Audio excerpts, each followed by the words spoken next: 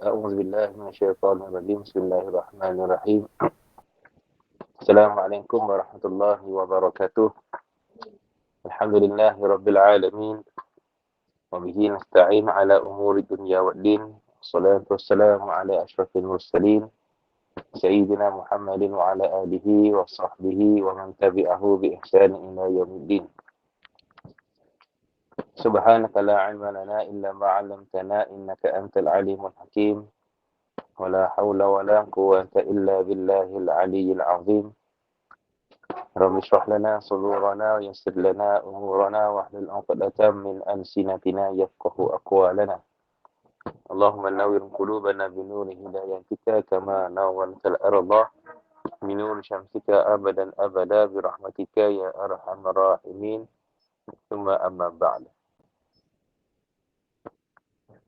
Masih pada pengurusan majlis yang saya hormati berikan kepimpinan sahabat-sahabat rakan-rakan yang dikasihi dan dirahmati Allah Subhanahu wa taala.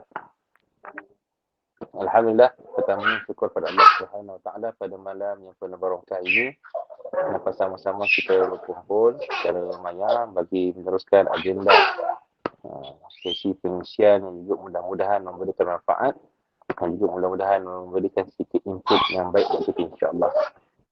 Sahabat-sahabat yang dikasihi dan dirahmati Allah Subhanahu wa taala, jadi pada minggu ni setelah bersama-sama kita menyambung kembali pada perbincangan tafsiran dan juga tadabbur surah Al-Fatihah, yang mana kita masuk kepada tafsiran dan juga tadabbur ayat yang kelima.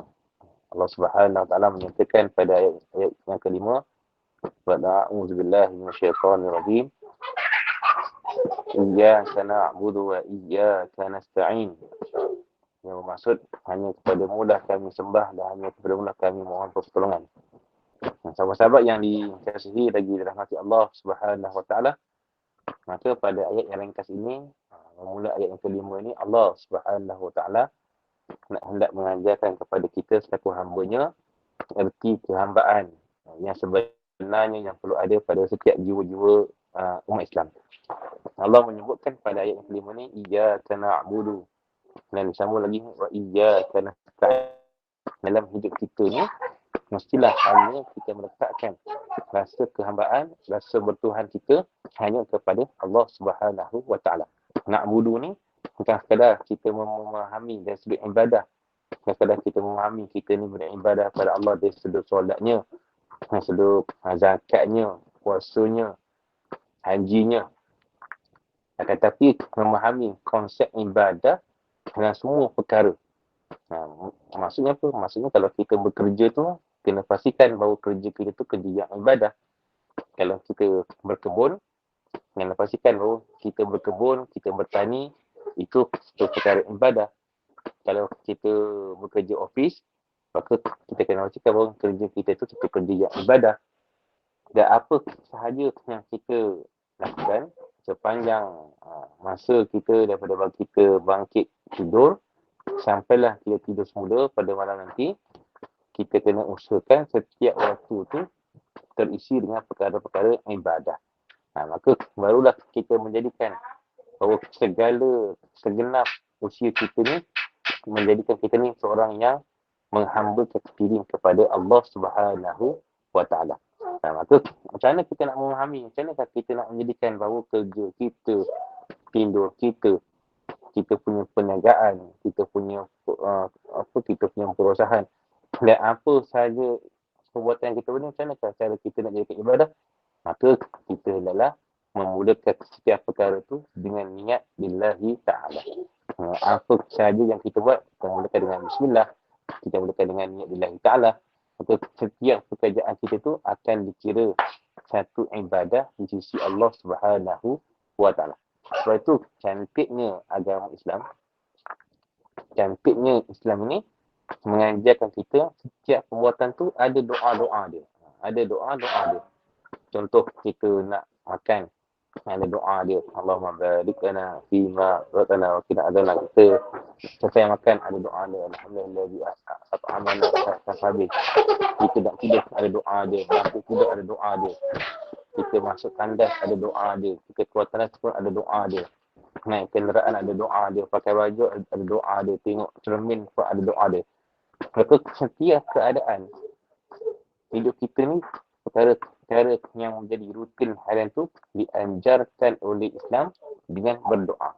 Jadi bila mana diajarkan kita dengan doa ni, maka tak terlepaslah kita ni dan setiap perkara yang kita tu tak terlepas kita daripada Allah Subhanahu wa Ta'ala. Ini satu kelebihan.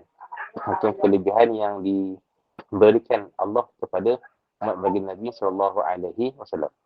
Maka sesuatu jangan ditinggalkan. Maka sesuatu yang kita mengabaikan walaupun dengan sekecil-kecil perkara. Wa'imah kita tak hafal contoh, tak hafal doa-doa yang kita nak amalkan harian. Sekadar kita memulakan dengan lafaz bismillah dan kita akhiri dengan lafaz alhamdulillah, maka ianya sudah cukup menjadikan perkara tu satu ibadah di sisi Allah Subhanahu wa Ta'ala. Hatta kalau kita pergi ke kuliah kan, kita pergi kuliah di Masjid Surah ke, maka ustaz yang mengajar pun akan mulakan dengan Al-Fatihah dan akan diajarkan kita akhiri kuliah tu dengan tasbih kafarah.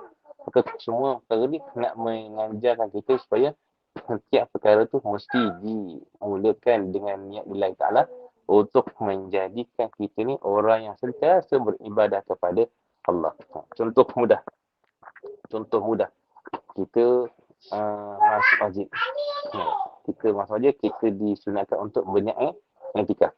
Walaupun kita dalam masjid tak baca Quran, kita duduk saja ataupun kita tertidur, tapi sebabkan kita mulakan dengan niat i'tikaf billahi ta'ala, maka perbuatan kita tu menjadi ibadah di sisi Allah Subhanahu wa Ta'ala.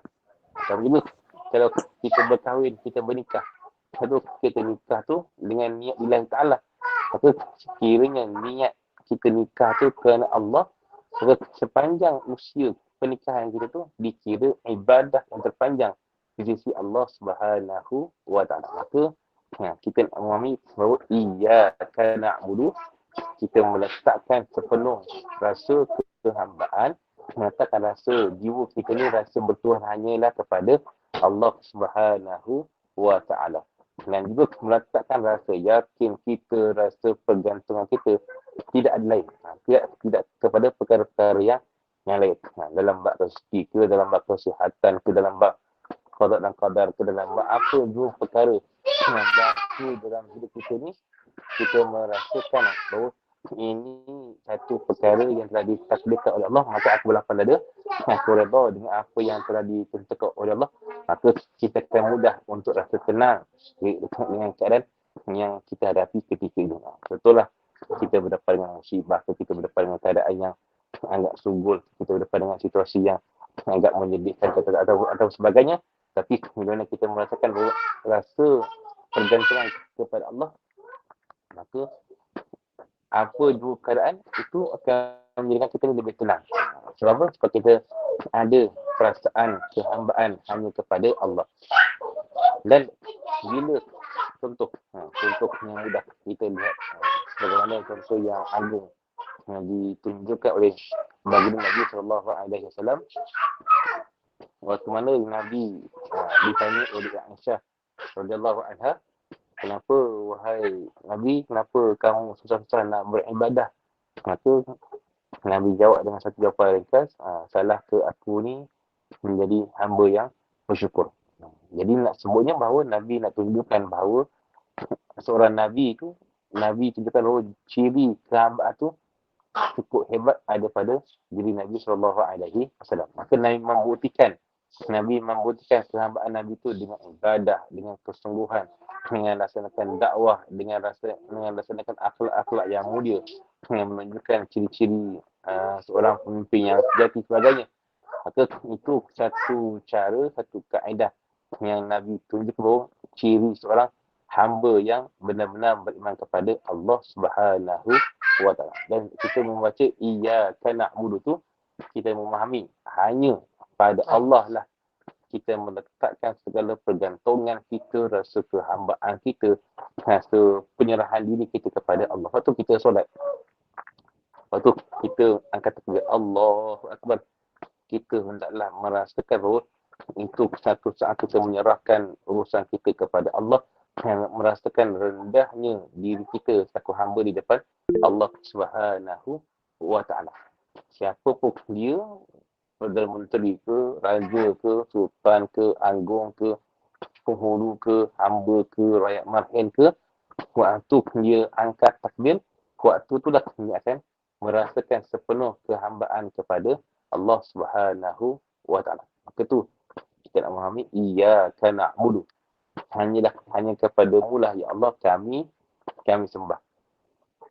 Kalau zaman Nabi dahulu tu ada berhala-berhala yang menjadi sembahan orang-orang kufar musyrikin Mekah ketika itu. Tak kurang daripada 360 buah berhala. Maka datangnya Islam menafikan semua bentuk berhala-berhala yang menjadi sembahan orang Mekah ketika itu. Dan juga pernah ada pada zaman ketika di Madinah, ingat saya, ada seorang sahabat ni, sahabat kepada Abdullah ibn Rawaha. Dia ada seorang sahabat karib dia. Yang waktu tu masih lagi belum Islam. Maka dia cuba untuk dakwah, untuk mengajak sahabat dia ni untuk dia Islam. Maka cara bagaimana? Cara dia pergi rumah kawan dia ni, dia pergi ke rumah sahabat dia ni, dia ambil patung yang menjadi sembahan sahabat dia ni, dia rosakkan, dia patah-patahkan. Maka sahabat dia ni pun asalnya nak marah. Asalnya dia nak marah. Tapi bila dia keluar rumah nak cari Allah bin Rawaha, maka dia terfikir, bagaimanakah patung yang aku sembah ni, yang aku agung-agungkan ni, dia sendiri pun tak mampu nak memberikan perlindungan, tak mampu nak beri manfaat pada diri dia. Macam mana dia boleh nak berikan manfaat pada diri aku. Maka sejak itulah dia terus memeluk Islam, menyembah kepada Allah Subhanahu wa Ta'ala. Baik. Dan juga yang keduanya, kita nak memahami wa iyyaka nasta'in. Ya, hanya kepadamu lah ya Allah kami, hanya kepadamu lah ya Allah kami memohon pertolongan. Memberi erti bahawa Allah Ta'ala nak sebut kepada kita bahawa kamu dah sembah pada Allah, maka kena menjadikan hanya pada Allah lah tempat untuk kita bergantung harap. Untuk kita bergantung harap. Dalam apa juga keadaan, dalam hajat kita di dunia dan di akhirat, dalam perkara urusan kerja ke, urusan pelajaran ke, urusan rumah tangga ke, urusan kehidupan kita, urusan masyarakat, apa sahaja perkara, hanyalah kepada Allah, iyyaka nasta'in. Hanya pada Allah lah kita mohon pertolongan. Dan Allah ajarkan kita macam manakah cara nak minta bantuan ni. Wasta'inu bis-sabri was-salah. Mintalah bantuan kepada Allah dengan cara bagaimana? Dengan cara kamu dirikan solat, yang kamu bersabar dengan apa yang kamu hadapi. Ulama membahaskan cara kaedah kalau kita ni ada perkara yang kita nak buat.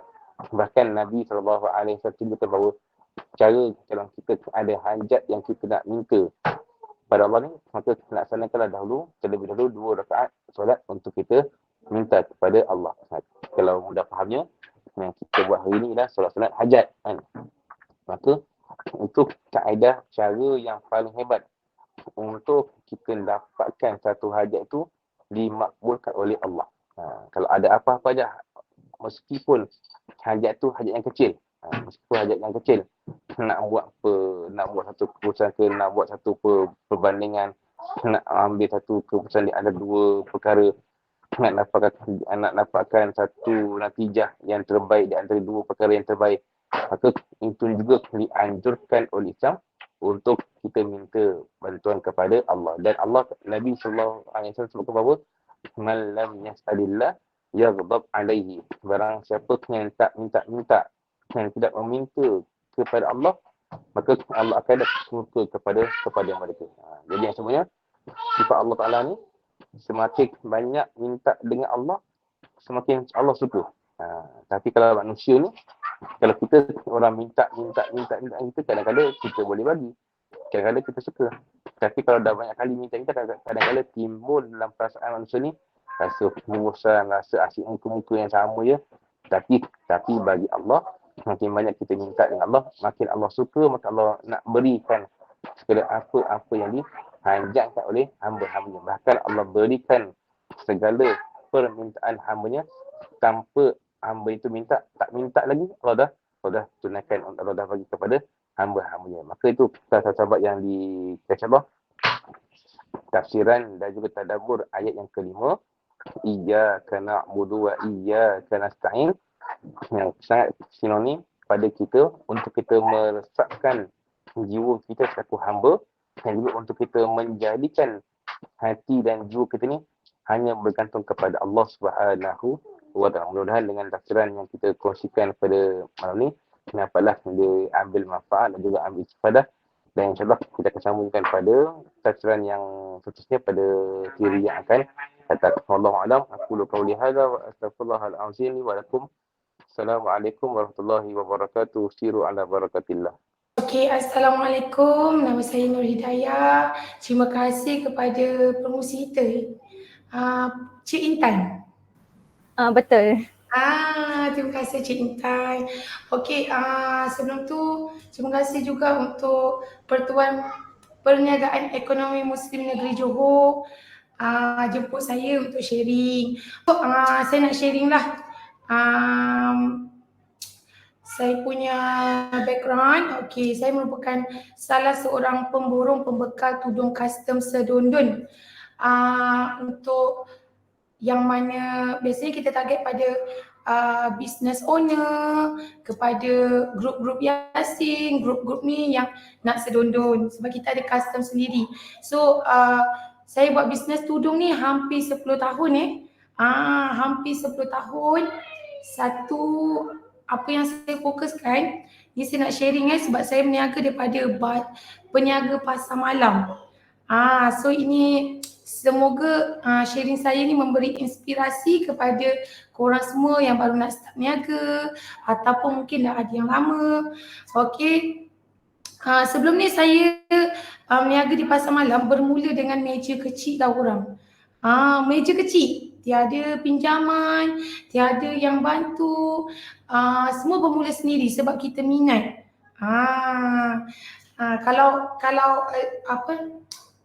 orang tanya saya apa saya punya akademik lah, saya SPM ke, SCPM ke, okey, kalau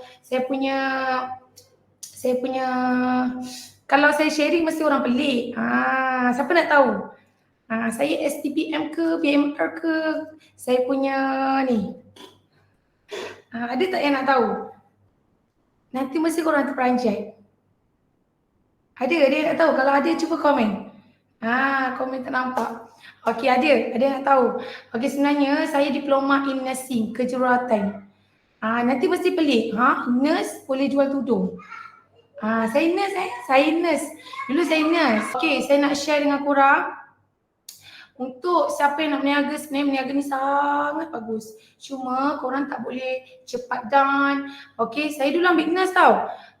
Tapi saya berhenti, saya buat bisnes. Tapi masa tu saya tak ada ilmu. Saya bermula dengan pasar malam, berniaga, tapi tak tahu pasal zakat perniagaan. Zakat perniagaan lain, zakat pendapatan lain, income tax lain. Masa tu berniaga je. Kita tak ada circle yang ada ilmu betul-betul pasal bisnes. Okay, ingat tau, kalau kita nak berniaga, kalau kita nak bisnes kita grow, paling penting kalau orang berniaga mestilah ada SSM kan. Tapi kita sebagai peniaga Islam, ingat zakat perniagaan itu adalah yang pertama. Kalau korang nak growkan bisnes korang, tapi korang lari daripada zakat perniagaan, income tax, okay, bisnes korang takkan grow. Dapat tak? Okay, ingat tau, jangan lari pada income tax. Lagi satu, apa yang saya nak share kat sini, untuk bisnes, kita jangan ikut pada orang tau. Kalau kita bermula daripada bawah, tak apa. Satu persatu. Contohnya, orang lain bisnes dah mencanak-canak tinggi. Kita baru meja kecil, tak apa. Kita buat. Kalau nak berniaga, buat sungguh-sungguh. Kalau buat asal boleh, tak payah berniaga. Ingat kita satu hari contoh satu hari kita buka meja kecil. Macam saya dulu saya buka meja kecil je. Tapi saya buat sungguh-sungguh. Daripada meja kecil saya tambah meja besar. Daripada meja besar saya tambah satu outlet. Daripada satu outlet saya tambah lagi satu outlet sampai jadi 4, 5 outlet. Tapi untuk nak bisnes betul-betul grow, saya pun tak adalah terlampau ada orang untuk nak sustain bisnes ni bukan mudah saya daripada 2014 sampai sekarang bukan mudah. So masa yang saya grow tu saya ingat lagi. Salah satunya apa benda yang betul saya buat adalah yang pertama, kita belajar. Kita kena cari circle, kita kena tanya orang. Kita jangan malu-malu, kita tengok orang tu berjaya. Lepas tu cakap, apalah dia buat. Kita cakap tu, kita kena tanya dia, apa benda yang betul dia buat, apa benda yang betul dia tak buat. Macam saya memang pergi kelas. Saya memang pergi belajar. Kalau kita tak tahu pasal kewangan, kita belajar pasal kewangan. Kalau kita tak tahu pasal marketing, kita belajar pasal marketing. Sampai sekarang pun saya masih belajar tau. Bukannya meniaga asal meniaga. So lagi sekarang ni banyak sangat kelas-kelas, contoh macam pertubuhan perniagaan, ekonomi, dia mesti ada ke kelas-kelas tu kan. Korang ambil alternatif ni. Jangan malah belajar.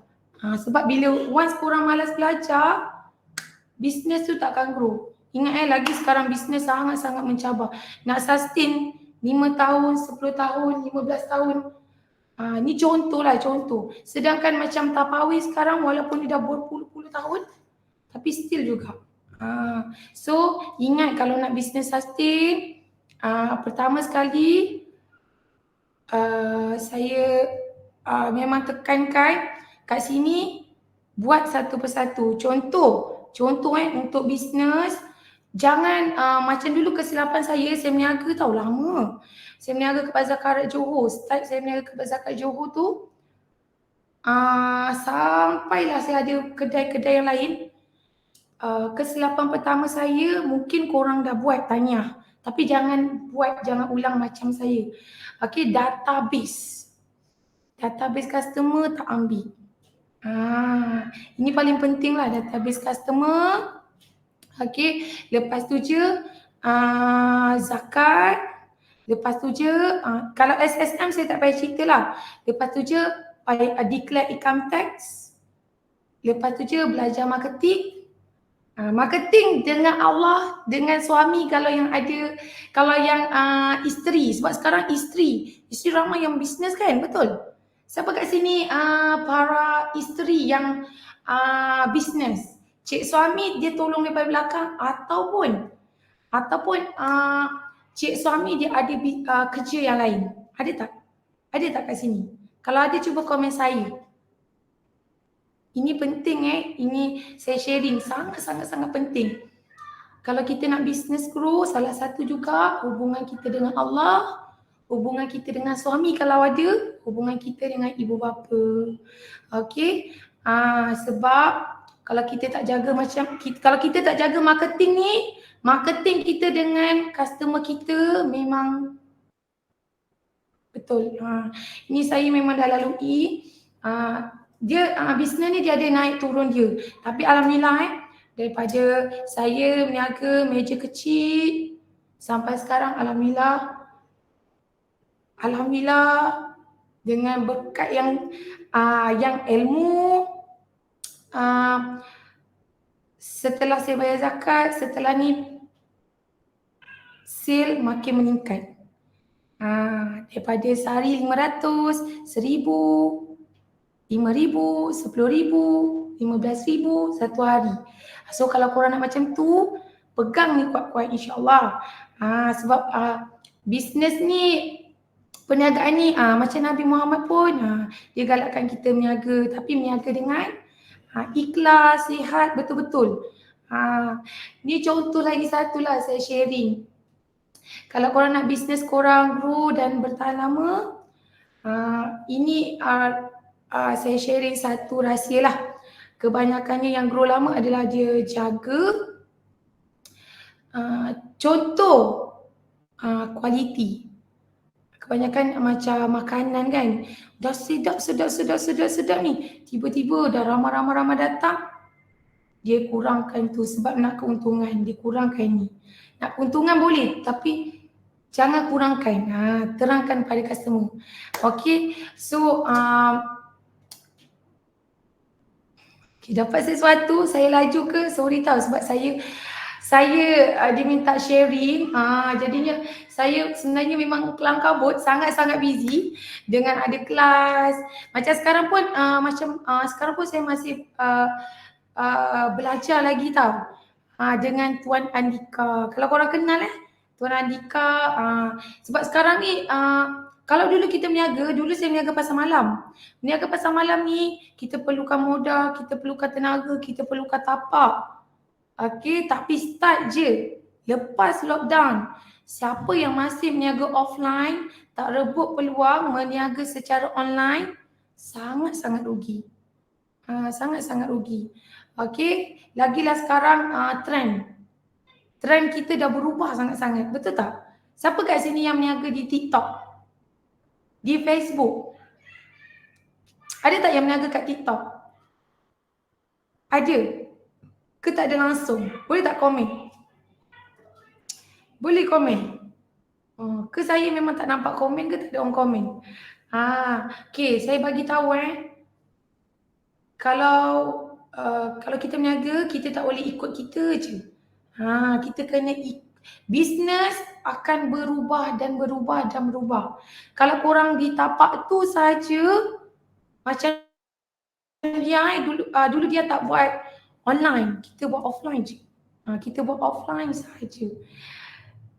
Tapi offline dengan online sangat-sangat, offline tu memang sangat-sangat membantu. Lagi-lagi sekarang kat platform TikTok kan. Ingat, siapa yang tak ada platform TikTok, siapa yang tak pernah lagi try buat bisnes kat TikTok, korang boleh cuba. Kalau tak tahu, belajar tahu. Banyak kelas. Okay, banyak kelas. Banyaklah, sangat-sangat. Sebab kalau TikTok ni sekarang tengah naik TikTok tau. Okay, siapa yang belum buka akaun TikTok, korang boleh buka. Dah boleh start. Tak pandai, buat je video-video apa yang beri manfaat. Okay, mula-mula slow-slow. Sebab kat TikTok lagi dahsyat untuk orang bisnes, dahsyat sangat. Sekali live kita tengah masak-masak pun, kita tengah masak-masak ni pun boleh masuk sale. So rebut peluang. Yang penting untuk niaga ni, kita tak boleh malas, kita kena buat bersungguh-sungguh. Okay, macam dia pun dia start niaga daripada Bazar Karat tu, masa tu kita memang buat sungguh-sungguh. Mula-mula kerja nurse kan. Lepas kerja nurse tu, kita berhenti sebab ada kekangan waktu, ada kekangan mak sakit semua. So kita berhenti, kita pun berniaga. Okay, masa kita berniaga tu, korang berniaga sungguh-sungguh. InsyaAllah, bila korang buat betul-betul, InsyaAllah pasti membuahkan hasil. Dan yang penting, kalau nak berniaga pun dia bagi tahu, dia sharing tak apa, kita mula daripada modal yang bawah. Jangan pinjam, buat loan, nak pinjam buat loan nak nak buat mulakan bisnes lah kan. Buat loan, jangan. Kalau boleh bermula daripada bawah, ikut modal yang ada sikit-sikit. Biar kita naik sikit-sikit, kita jangan ikut orang. Sebab kalau korang buat loan, kita tak ada pengalaman, kita tak ada kawan-kawan, kita tak ada ilmu, kita tak ada circle, langgar tembok lagi susah. Sebab dia pernah kerugian 500,000 kerana tak ada ilmu. 500,000 bukan sikit tau. So korang yang mana nak berniaga ni sangat bagus, tapi cari circle. Cari circle, bukan circle tu cari kita. Macam ni tanyalah korang, tanya, tepuk tangan untuk diri sendiri. Sebab apa? Sebab korang berada di tempat korang mencari circle-circle yang positif. Kita nak yang positif, kita kena cari yang positif. Bukannya circle positif tu cari kita, tak ada. Tak ada. Okey, dapat tak? Kalau boleh, kalau kita tengok orang tu bisnes okey, pergi datang jumpa dia. Pergi kaji apa yang dia buat. Okey, macam dia memang suka. Macam Puan Mahiran, kalau tak tahu dia selalu tanya Puan Mahiran. Terima kasih Puan Mahiran ni sebab jemput dia ke sharing untuk sesi inspirasi ni. Ingat untuk peniaga, satu hari satu pencapaian. Fokus, satu hari apa benda yang aku perlu perbaiki. Contoh, okey, hari ni aku nak ambil database. Ingat bisnes database sangat penting. Jangan macam dia. Hampir 10 tahun bisnes database tak sampai 100,000. 100,000. Database sangat penting tau. Ingat, ini yang dia besar sangat-sangat. Number one dalam bisnes kita, database lah. Dapat tak korang? Kalau dapat, korang dapat. Dan lagi satu, dia nak sharing dengan korang. Duit bisnes, duit gaji. Tak boleh dicampur aduk. Kalau nak nampak, jangan campur aduk. Itu memang, kalau dia, apa yang dia boleh buat sampai ni dia memang pegang. Duit tu memang jaga betul-betul. Duit zakat dapat je duit bisnes. Okey, dapat duit bisnes. Kalau macam dia, ada orang dia tolak itu, tolak ini kan. Bagi berapa persen. Okey, kalau macam dia memang, okey, aku target nak bayar zakat perniagaan bulan ni 1,000. Jangan ikut ni.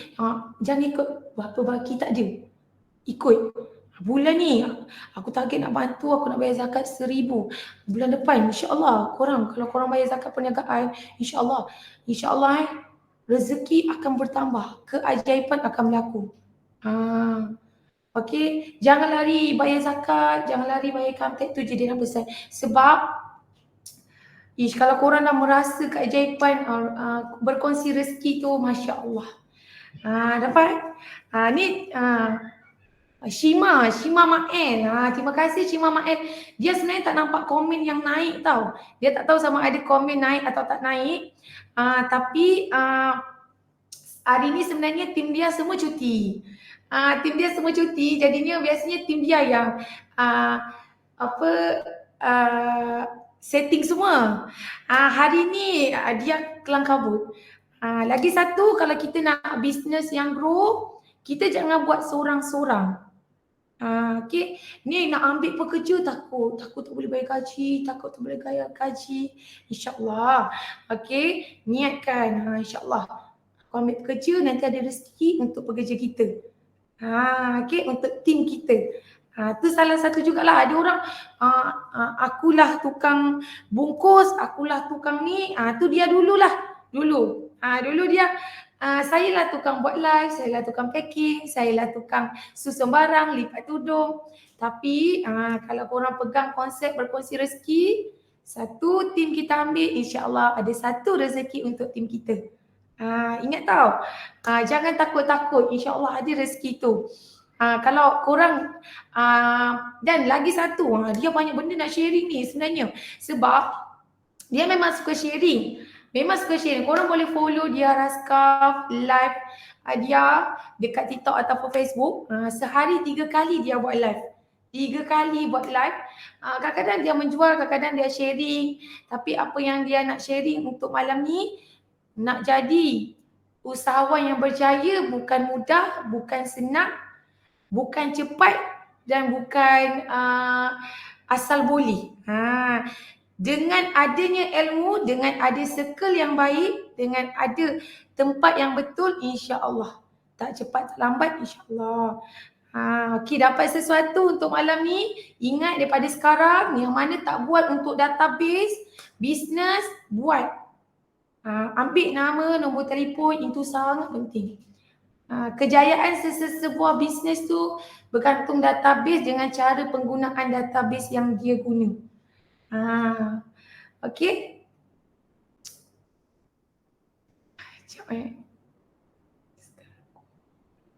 Okey, ada yang nak tanya dia something tak? Kalau nak tanya boleh tanya sebab apa? Sebab dia ada masuk kelas untuk marketing TikTok bersama Tuan Andika kelas tu berbayar tau korang. Berbayar. Okey, dulu dia takut nak keluarkan duit untuk bayar untuk mencari ilmu. Dia kelas, kalau kelas bisnes, kelas marketing mesti orang ingat kan? Kelas untuk meniaga cari duit je. Betul tak? Ni kelas meniaga untuk cari duit je. Sebenarnya kelas untuk bisnes tu dia bukan untuk duit je. Dia kelas bisnes tu untuk ubah cara kita punya leadership, marketing kita dengan Allah, cara kita handle team. So kita sebagai leader, sebagai boss, kalau dia ada sebagai sebagai leader, kita kena ada ilmu dulu. Kalau kita tak ada ilmu, susah nanti. Okay? Ingat tau yang dia sharing tu. Dan lagi satu, dia nak ucapkan terima kasih juga sebab hari ni Puan Mahiran semalam Puan Mahiran call dia cakap, dia besok hari ni kita ada sesi sharing. Dia cakap sesi sharing apa kah? Oh, rupanya pertubuhan perniagaan ekonomi. Dia baru tahu tau. Sebab nampak tak? Dia sendiri pun masih lagi tak cukup, tak pegang, tak tahu ada pertubuhan perniagaan ekonomi Muslim negeri Johor. Itulah dia tak nampak dia punya ni. Okey, dia tak tahu. Sebelum ni dia tak tahu. Tapi alhamdulillah Allah kurniakan seka-seka seperti kawan baik dia Puan Mahiran, dia share. Jadinya lepas ni dia akan sharing juga dengan dia sebab dia ramai sahabat-sahabat, ejen-ejen, dropship TikTok affiliate ni kan. Kita boleh sharing untuk warga Johor. Boleh ke dia sharing? Sebab dia baru tahu. Puan Intan. Boleh Puan. Boleh. Sebab baru tahu. Nampak tak? Dia sendiri pun walaupun dia pergi kelas semua, banyak lagi tak tahu. Banyak lagi nak kena belajar. Okay? So ingat tau korang. InsyaAllah boleh. Yang penting korang kena berusaha. Berusaha tu bukan berusaha tenaga. Untuk bisnes sekarang kita perlukan dia bukan ni guna tenaga. Bisnes sekarang bukan hanya guna tenaga je tapi kita kena bijak. Kita kena bijak cari ilmu, nak buat marketing macam mana. Marketing kalau untuk bisnes ramai orang. Termasuk diri dia sendiri dulu dia tak buat marketing, dia tak tahu. Nak keluar duit marketing pun takut. Takut. Tapi selepas belajar sebenarnya duit marketing pun memang kita kena invest. Kalau kita nak bisnes kita grow, kena dapat sesuatu. Kalau dapat dia just nak shortcut balik. Ingat yang pertama, tak apa, belajar bermula daripada bawah. Jangan terus pinjam kecuali kita dah ada pengalaman.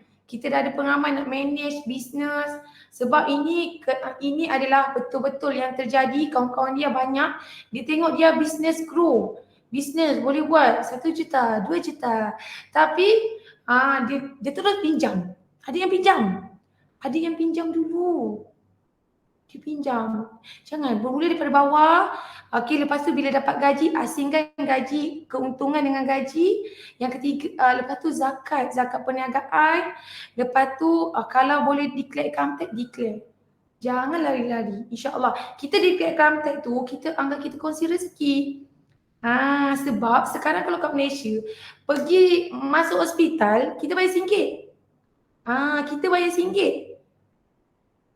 Sebaru lagi mana? Kita lah. Kitalah peniaga Islam yang menyumbangkan, membantu rakyat Malaysia. So kita kena dapat, jangan lari daripada declare income tax dan zakat perniagaan. Zakat pendapatan pun lain, insyaAllah. InsyaAllah. So dia harap sharing dia hari ni, ingat satu hari satu pencapaian. Kalau hari ni aku tak bermula buat live. Selagi korang tak bermula, korang takkan dapat apa yang korang nak. Okay, kalau korang tak pandai buat live, pergi belajar. Kalau tak ada duit nak pergi belajar buat live yang berbayar. Cari orang yang buat view tinggi, kalau dekat-dekat kena tanya macam mana. Ingat tau, sebab guna platform marketing, platform free marketing adalah buat live. Tak tahu, korang tekan je button live, korang buat je. InsyaAllah. Tapi kena konsisten. Amazing of buat live sangat-sangat. Bayangkan buat live 1 jam, kita boleh dapat, contoh 1 jam buat live 6,000 nak. 6,000 sekali buat live. Duduk kat sini buat. Ni contoh. So kalau nak, kita tengok orang, kemain lagi. Nak, sebenarnya yang mana skill mencanak-canak tu dia bermula daripada bawah. Daripada view 1, 2, tapi konsisten. Okay. Dapat sesuatu, okey, dia rasa sampai di sini saja. Sebab dia pun ada meeting lagi ni sebenarnya. Lepas tu dia pun ada buat live kejap lagi. So salam kenal dia daripada Johor Bahru. Terima kasih untuk semua. Semoga sharing dia malam ni memberi inspirasi. Besok pagi je aku nak buat satu pencapaian. Satu hari satu pencapaian. Jangan tengok orang, fokus pada diri kita. Kalau boleh listkan. Hari ni aku nak ubah database. Setiap orang kali datang, tulis. Listkan tau. Dalam hidup kita ni, kalau kita bercakap je, tak list, memang ke laut. Dulu dia jenis bercakap je. Cakap, tak buat pun. So korang listkan. Lepas tu korang, okay. Macam yang dia cakap lah point tadi kan. Ambil, tulis, list, cantik. Yang mana dah buat. Jangan fokus orang lain, fokus pada kita. Yang penting konsisten, insya-Allah mesti ada hasil. Okey, terima kasih semua. Yang buruk datang pada dia, yang baik datang daripada Allah SWT. Terima kasih semua, kita jumpa lagi. Ya Hafizu ihfazni, ya Hafizu ihfazni, sayahmi as-santri ma'hadi يا إلهي ربي بجاه محمد أفوض أموري يا هادي مهتدي يا طالبا أريف اسمع هذا المقال من اجتهد في الحال فاز في المآل يا طالبا الرفاع كن من الفلاح مجتهدا طلب العلم من الكياء يا نور النور نور قلبي بالعلم وصلى همتي أكرمي بالفهم يا الله بالسن والجمع اعتمادي رجل